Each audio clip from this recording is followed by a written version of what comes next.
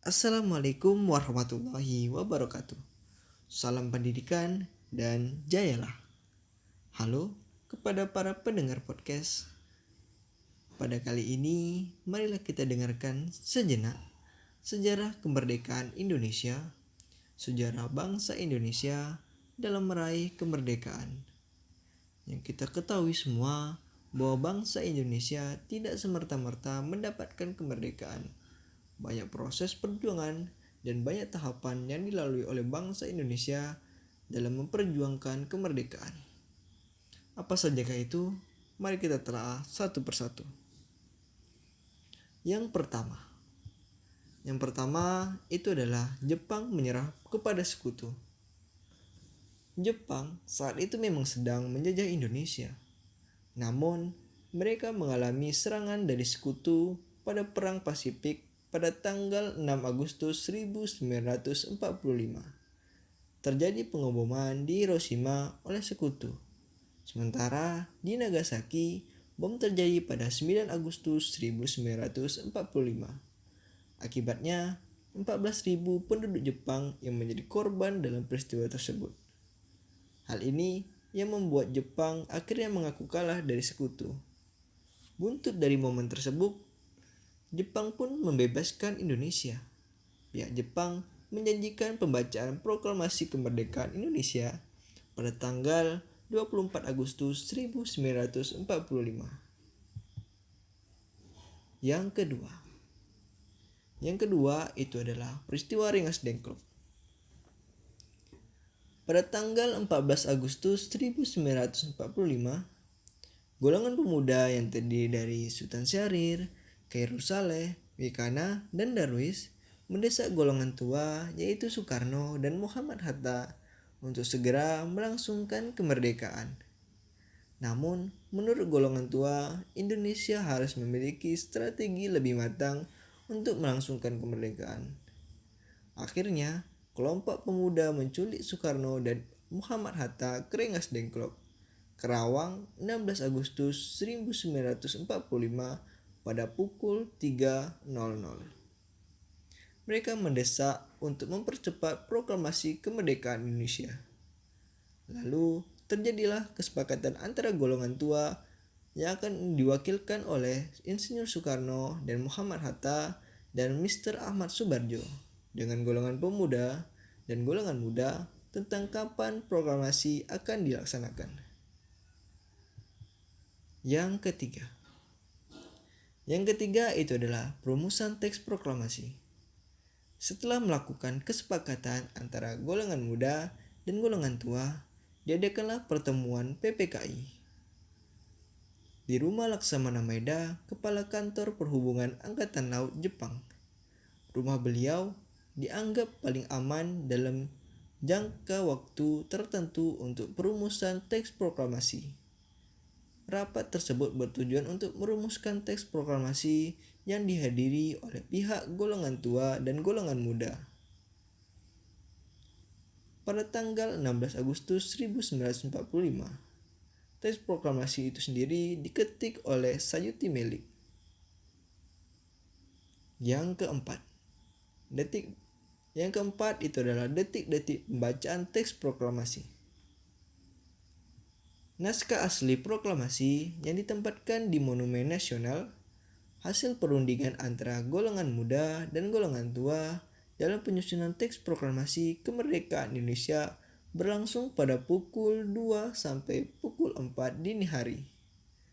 Teks proklamasi ditulis di ruang makan Laksamana Tadashi Maeda, Jalan Imam Bonjol nomor 1.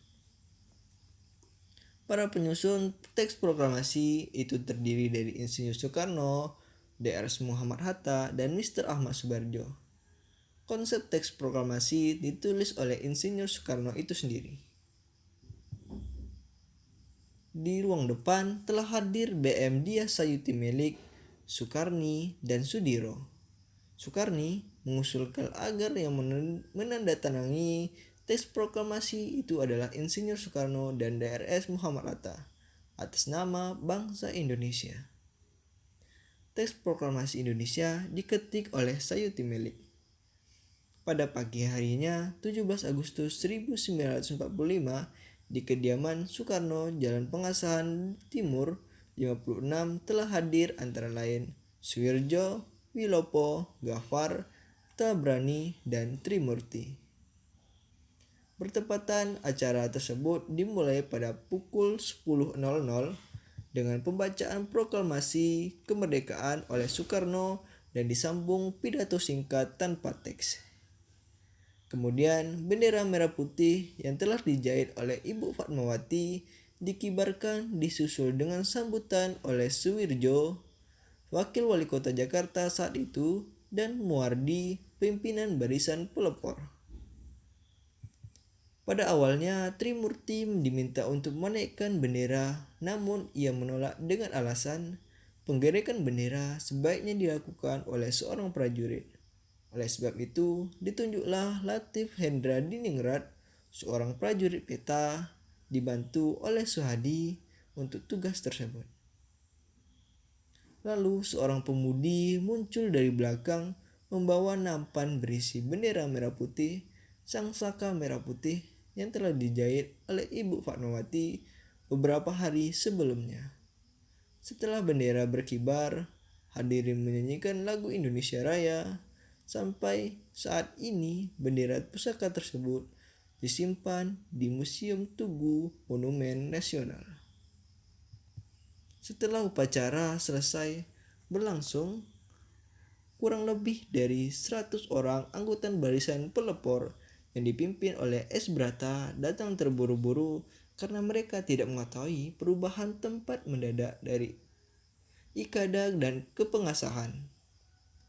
Mereka menuntut Soekarno mengulang pembacaan proklamasi, namun hasil tersebut ditolak. Akhirnya Muhammad Hatta memberikan amanat singkat tentang kepada mereka.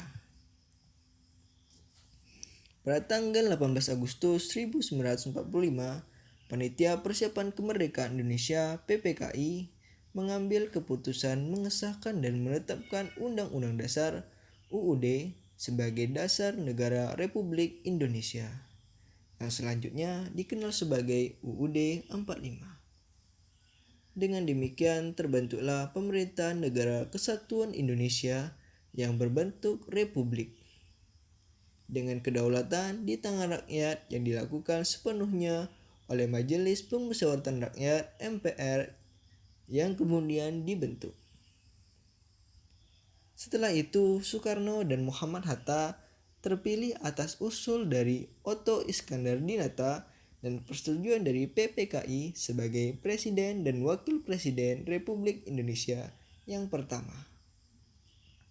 Presiden dan Wakil Presiden akan dibantu oleh Komite Nasional. Yang kelima itu adalah peringatan 17 Agustus 1945. Dari tahapan-tahapan tadi sampai akhir dari pembacaan teks proklamasi 17 Agustus 1945, bahwa itu menandakan ikrar dari kemerdekaan bangsa Indonesia, menandakan bahwa bangsa Indonesia telah berdiri sendiri. Sejak saat itu, sejak tanggal 17 Agustus 1945, setiap tahunnya pada tanggal 17 Agustus, rakyat Indonesia merayakan Hari Proklamasi Kemerdekaan dengan sangat meriah. Mulai dari berbagai lomba, dari lomba panjat pinang dan bahkan lomba yang makan kerupuk dan bermacam lainnya, sampai upacara militer di Istana Merdeka. Seluruh bagian dari masyarakat ikut berpartisipasi dengan caranya masing-masing. Dengan mengetahui secara jelas dan rinci, serta kemauan untuk mempelajari sejarah kemerdekaan Indonesia dan perjalanan panjang yang harus ditempuh oleh bangsa Indonesia dalam mencapai kemerdekaan, tentunya akan semakin menumbuhkan rasa kecintaan dan nasionalisme pada diri kita. Dengan mengingat perjuangan yang telah dilakukan oleh bangsa Indonesia, perjuangan kemerdekaan akan menumbuhkan semangat dan keutuhan negara Republik Indonesia dengan cinta yang semakin terus berkobar. Baik, saya Rizky. Sekian, terima kasih. Wassalamualaikum warahmatullahi